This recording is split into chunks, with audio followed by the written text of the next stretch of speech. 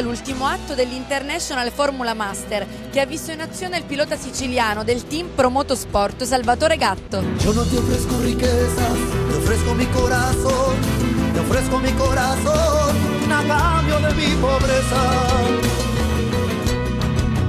Malagueña, salerosa.